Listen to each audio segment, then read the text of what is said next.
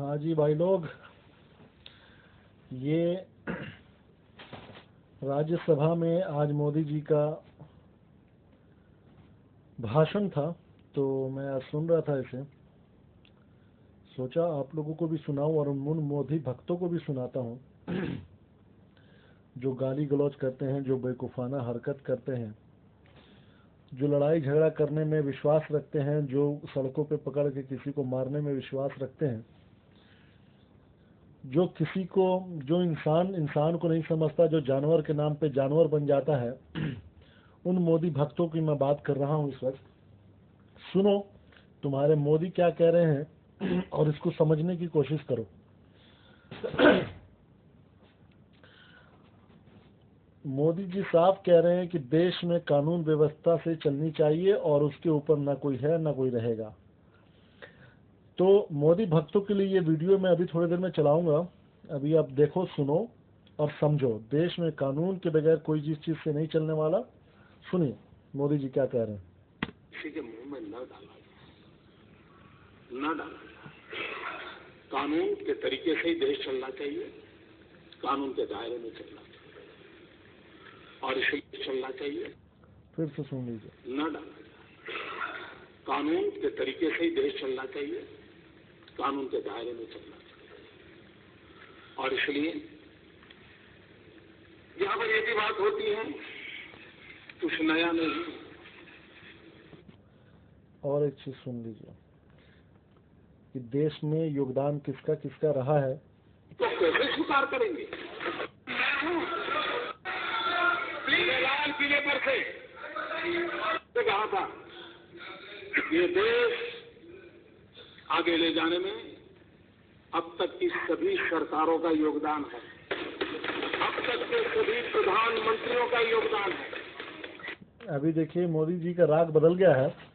मोदी जी साफ कह रहे हैं कि देश को आगे ले जाने में अब इनको जब कमान दिया गया है देश का, तो बेचारे शायद फेल हो रहे हैं या क्या हो रहे हैं, मुझे समझ में नहीं आ रहा था। मजबूरी में अभी सभी पिछले जितने भी प्रधानमंत्री हैं उनकी ये तारीफ कर रहे हैं।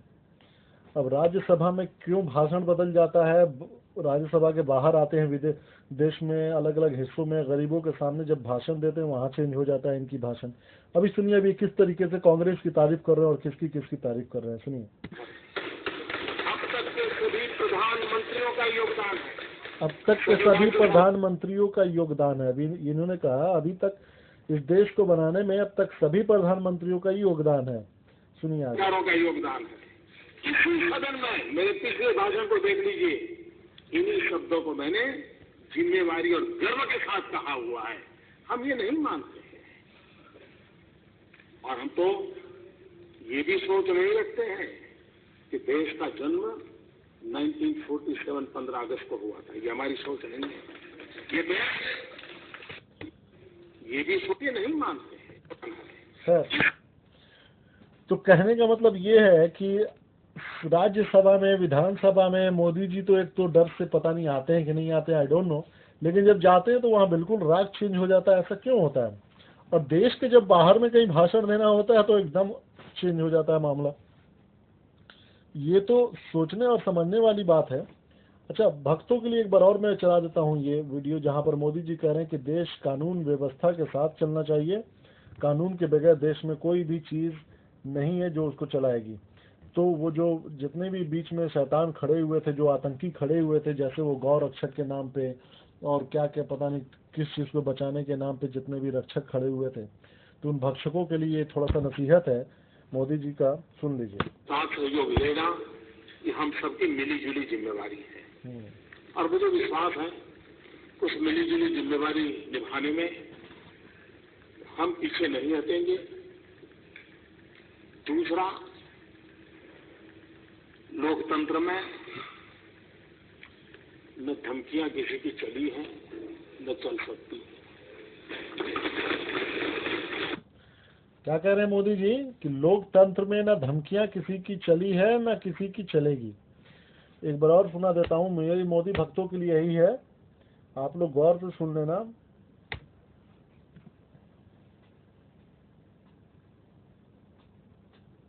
मायावती पे आगे क्यों अटक गया नेट? नहीं हटेंगे। दूसरा, लोकतंत्र में न धमकियां किसी की चली हैं न चल सकती है। मुझे 14 साल तक गुजरात में कहना नहीं था, लेकिन कभी न कभी तो इतिहास के पन्नों पर एक चीज आके रहने वाली है। आशा किसकी है ये सब जानते। काल में क्या कुछ जुर्म नहीं।